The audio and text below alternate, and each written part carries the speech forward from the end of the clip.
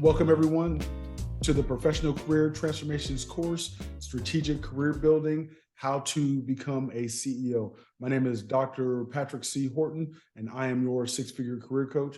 Today we have a special guest, one of my dear friends, Mr. Darius Carter. He is a senior program manager here in industry. Darius, how you doing today? Hey, you're doing great, Dr. Horton. How about yourself? Oh, great.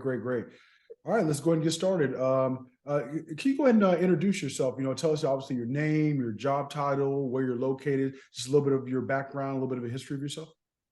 Yeah, absolutely. So, hey, everybody, my name is Darius Carter. I am currently a senior program manager for a very, very large technology company. I am originally from Georgia, but right now I'm based out of the Northeast right now. So I spent pretty much my entire career in technology. So basically working up the ranks from information technology, then I moved into RF engineering, and into some system engineering, and then moved into management. So I decided to move more into a role where I wanted to kind of structure and really guide an organization to a certain direction, and also take everything that I've learned from the past and apply that to my managerial roles that I currently have had in the past. I have spent 14 years in the military. I am medically retired Air Force. So I spent, many years various deployments across the Middle East. I spent some time in Qatar, spent some time in Afghanistan, and a little bit of time in Kuwait. So I retired about 4 or 5 years ago. I had to get out due to some medical injuries and really focus on my career as well. So after getting out of the military, and during that time, I was actually a reservist as well, really kind of working on my military and civilian career. But decided to get out and really focus on kind of launching my career off as far as in program management. Obviously, I met you a little over 9 years ago, Patrick. And you kind of, got me refocused as far as really thinking about what do I want for my life, right? What do I want to do for myself in the long run? And do I want to continue to sit here and be menial and have certain tasks where I don't think they're challenging, where I'm just kind of sitting in one spot stagnant. But he was able to kind of pull me out of those ruts and really kind of get me refocused. And so it's paid off in dividends. And so I'm really glad to be here and speak to your audience regarding my career and just suggestions on making yourself more marketable. And what was your job actually in the Air Force? Like, what was was it MOS, or do you guys have an MOS in the Air Force, or what was your job title? Yeah. So MOS is an Army term, and the Air Force term is AFSC, Air Force Specialty Code. And so I was a 31X31. So that was started off as satellite wideband telemetry systems, and then emerged with ground radio, and then I emerged again and became RF transmission. So they kind of bridged together and pulled in some networking stuff, and so basically we handle satellite communication equipment. So basically we set up radios, we set up satellite antennas to talk to obviously the dissident and pass communications back and forth. Also did a lot of networking, so we would set up baseband equipment to have computers and laptops and phones to actually provide to service members while I was deployed.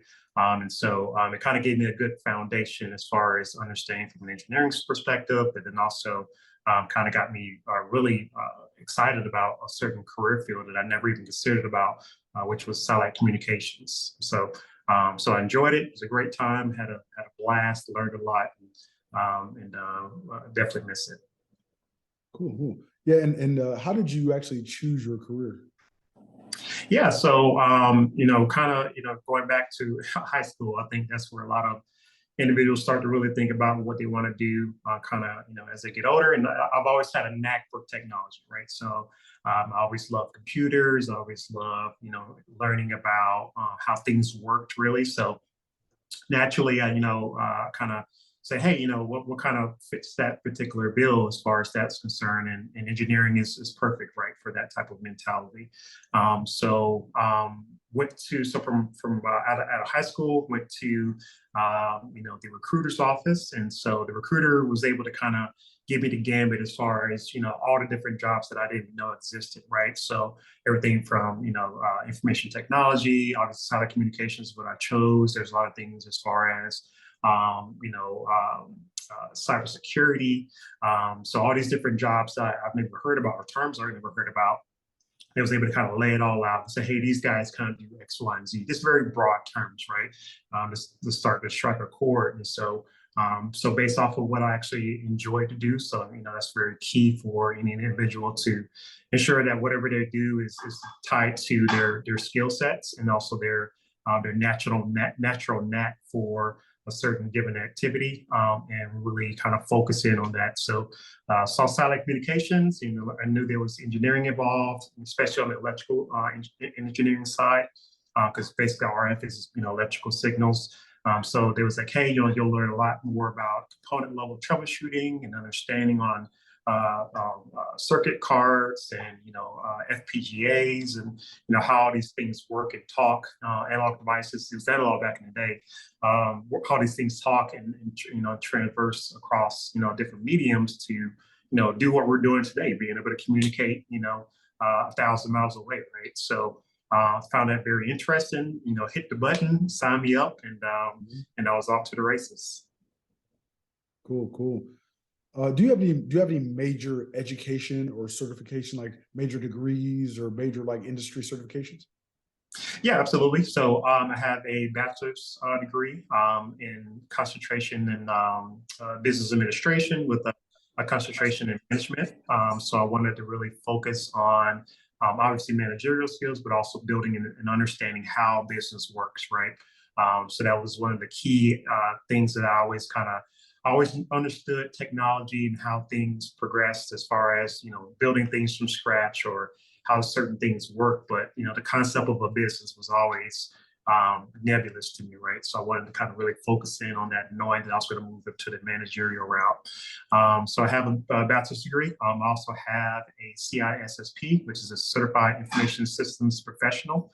I have that's a very sought after degree, which is kind of focused on information assurance, cybersecurity, and things that are in this security realm. So it kind of gives you a good broad understanding on what to expect from there. So my current position required it to have it, even as a program manager, to have this particular degree. Currently studying for my PMP. I hope to take that here probably in the next 2 months to get that completed as well. Just to kind of check that box off and make sure I have that piece of paper that says yes. Obviously I have my resume saying I've done program management for the last 5-6 years, but obviously having that certified degree is going to be required because some government contracts actually require to have certain certificates or certain certifications to ensure that the staffing that is being applied to a certain role is being staffed with the correct personnel. Fantastic, fantastic. Yeah, can you tell us a little bit about your current work history? Like maybe you talk, obviously, or maybe just talk about your current position and what you kind of do, some of your overarching responsibilities as like a senior PM for your organization. Yeah, absolutely. So, so as I mentioned, I'm a senior PM for a very large technology company.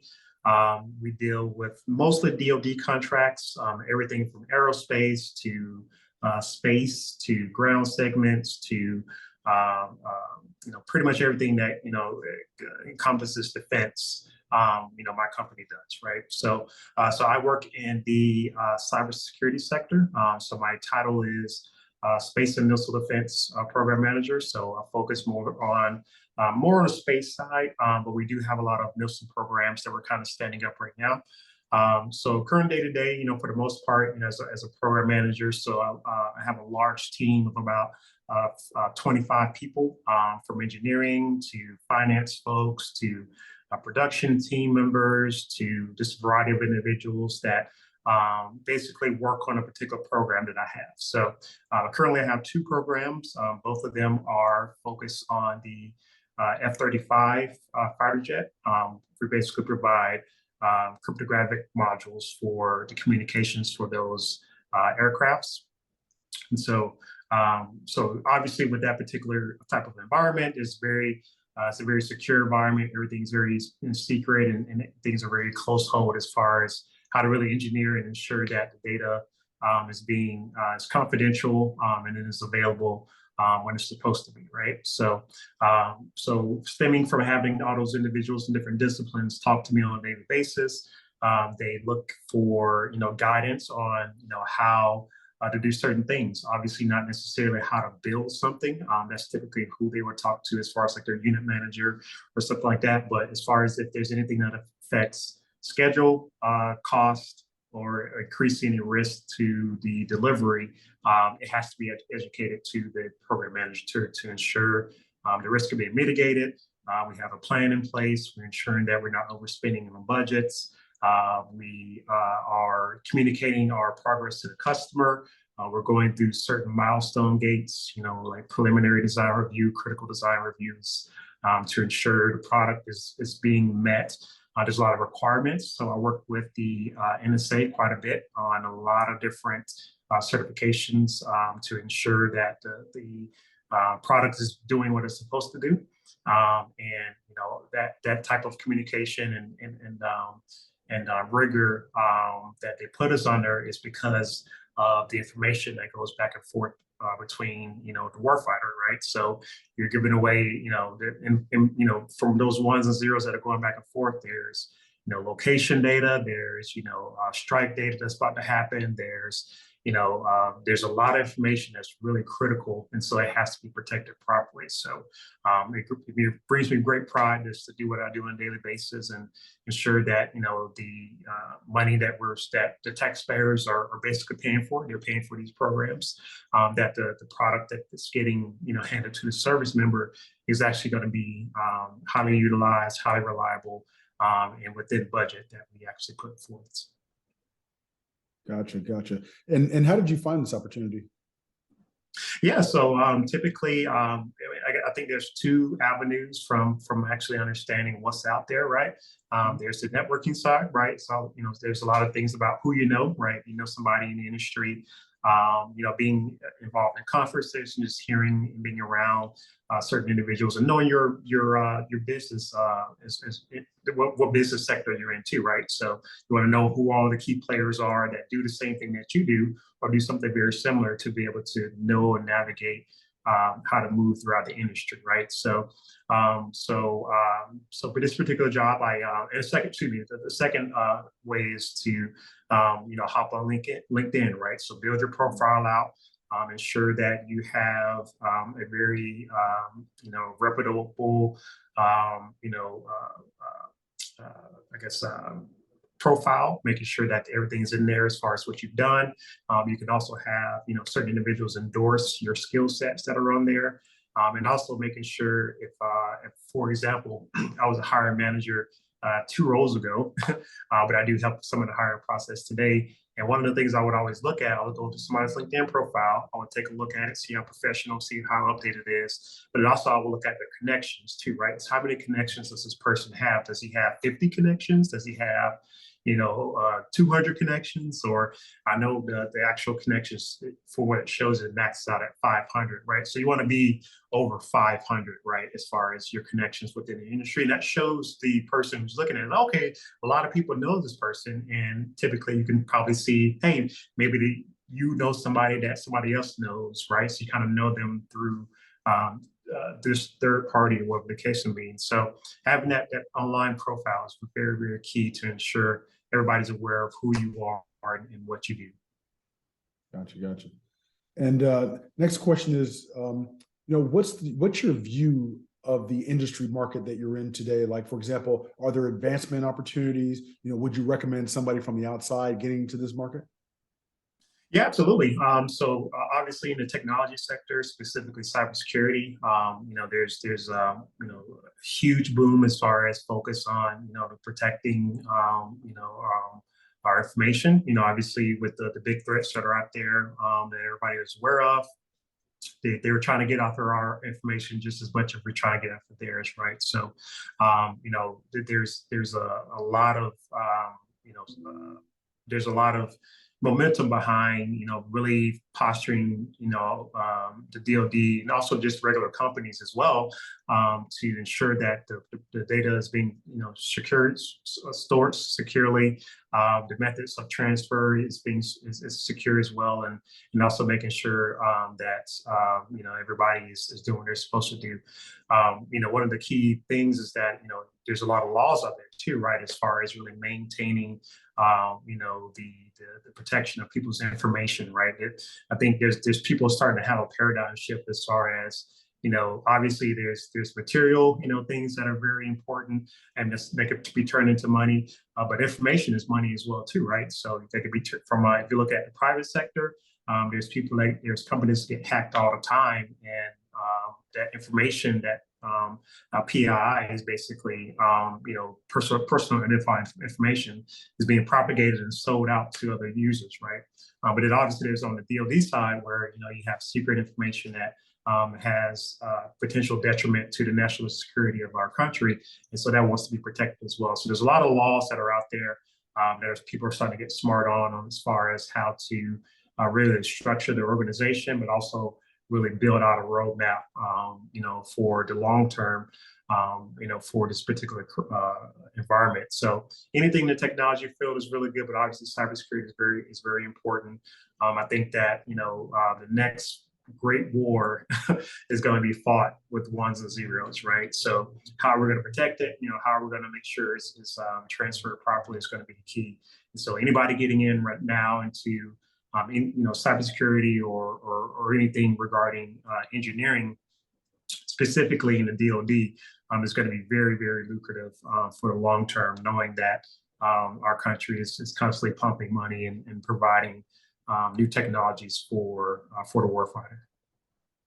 Gotcha. What do you think are the shortcomings in your field of work? Like what issues prevent the field from moving forward in general?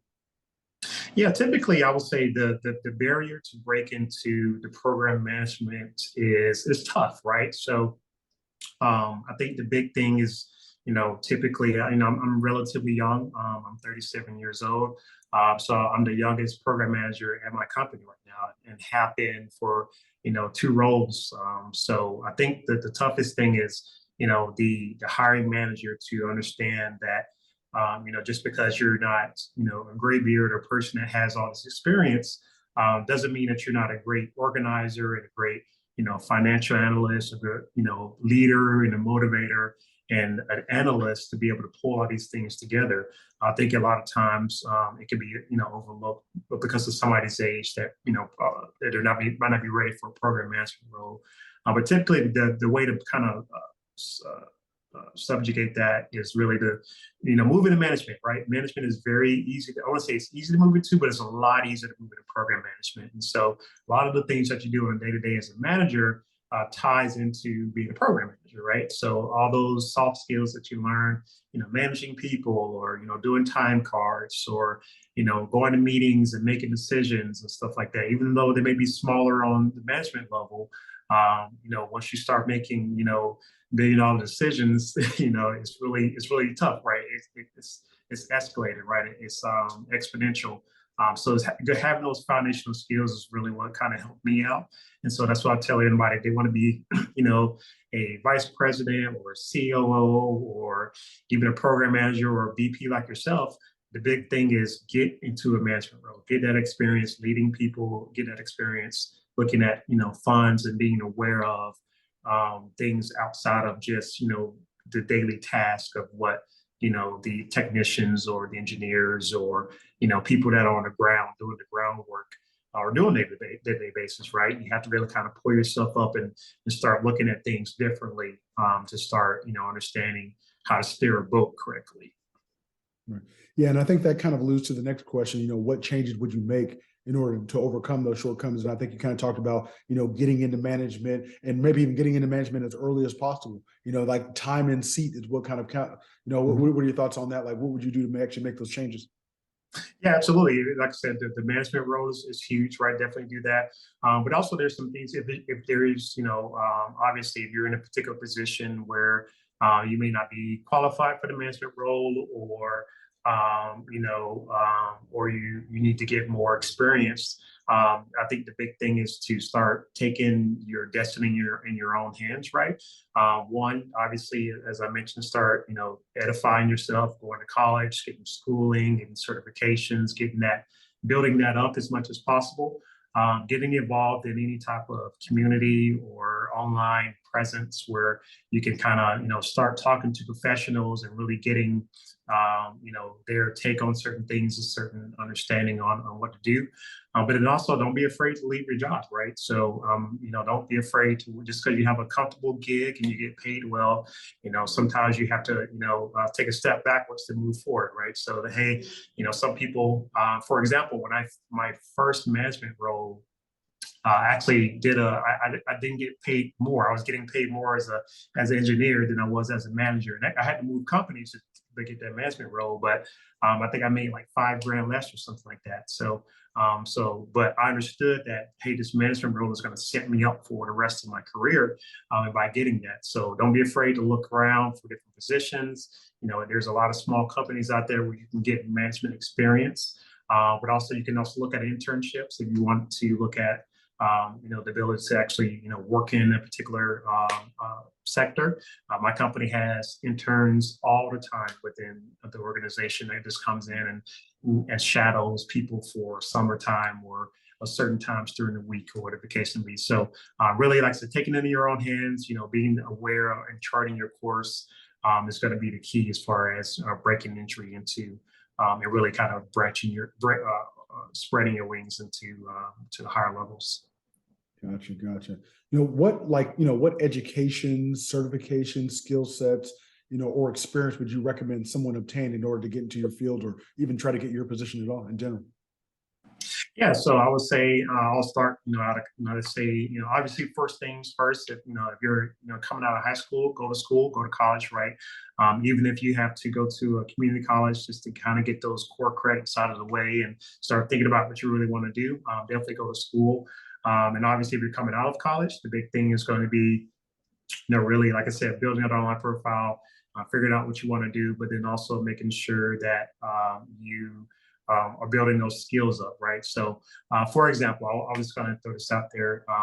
There's anything that you, especially in like the management roles or program management, there's tools that are out there that every business use, right? So, Microsoft Access, Microsoft Project, Excel, all these things that seem menial, right? It's like, oh, it's just Excel, right? But Excel is a very powerful tool, and I use it on a daily basis. I'm looking at it right now, actually, on my desktop with some work I was doing. And you live in spreadsheets, you live in PowerPoint.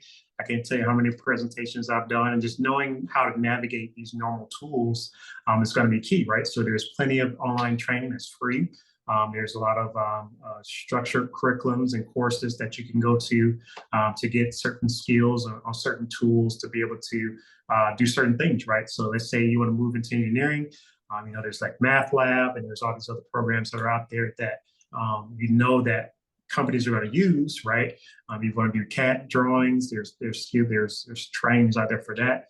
So use the internet as your resource to really pull those skills together and do it on your free time, right? It's not all the time you're going to be able to have the luxury to learn how to do something at work. You want to show that you have that ability before you go try to apply for a job. So doing that, and obviously moving into certifications and really, kind of focusing on, what I want to be. Do I want to stay the technical route where, for example, I have a program engineer that works for me, and he's a scientist, right? So his title is scientist, right? So he's high as you can get as far as there is for technical, and all he does is advise, right? He doesn't hammer away on the keyboard. He comes up with ideas. He architects. And he sends people off to go do that and build that out, right? So that could be you. That could be the person who we're talking to on the other end, and really get a foundation and kind of focus on a certain area.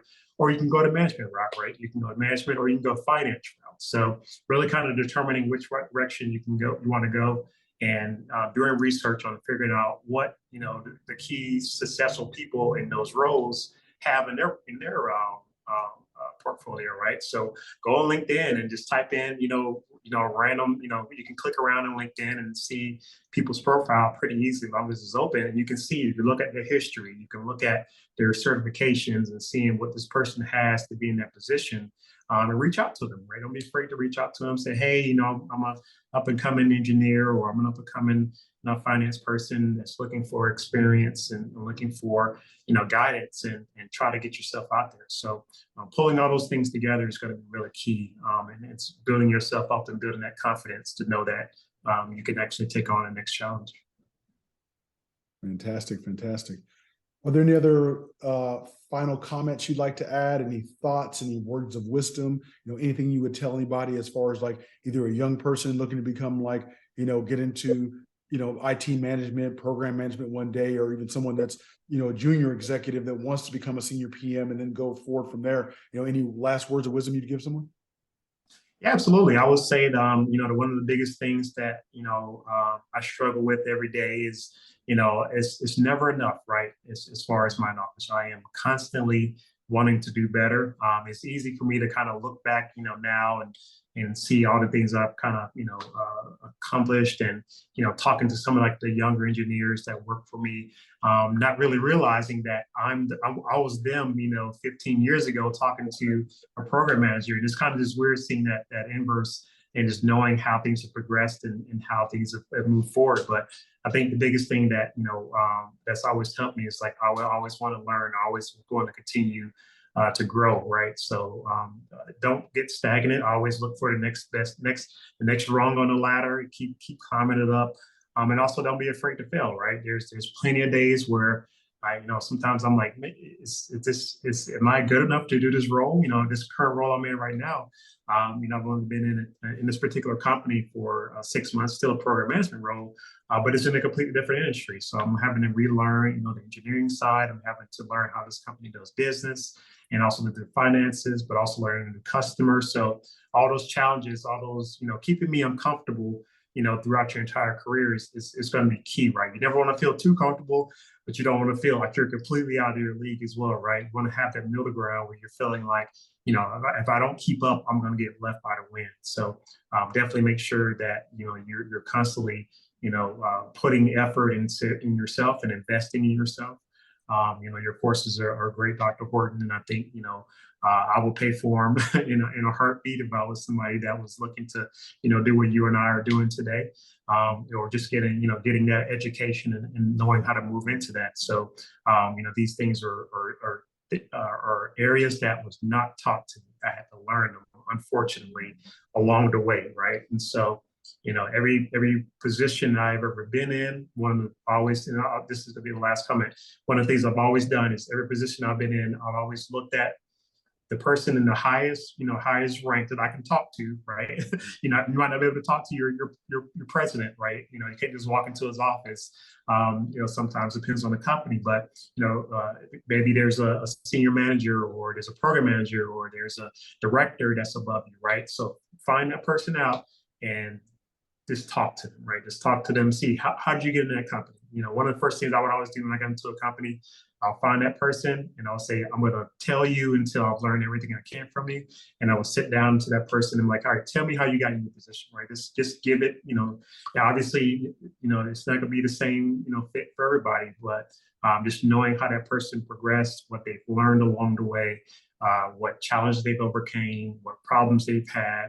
And it's kind of building all that stuff up and pulling it together, and just making a better version of you, by learning it, right? And so there's no greater, I would say reward or acknowledgement for, a leader to see somebody coming to them, asking them for their guidance and understanding, right? So highly doubt the person is going to, if you go to somebody, they're going to push you away. They're most likely going to, be very intrigued and start to take you on as a mentee, to be able to, teach you what they know themselves, right? I know you did it for me, in the last couple of roles. And so it's definitely helped me out. And, I continue to, I plan on passing you up one day.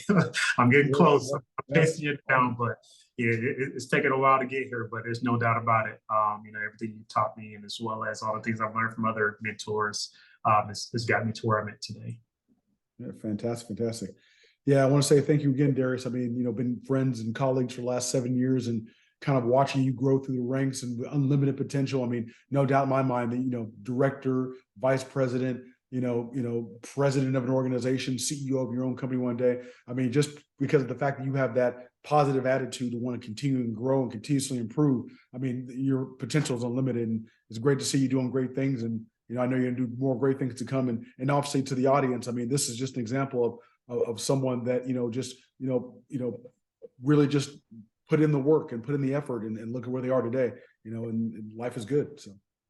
Exactly. Absolutely. That's half the battle, right? Putting in that work and, not being afraid to fail and moving forward. So anybody can do it. I'm a Southern boy from Atlanta, Georgia, right? So, I didn't have any of this training when I first started out, and didn't have anybody really teach me that. So, just seek out that knowledge and guidance, and, the next thing you know, you'll be sitting in our positions.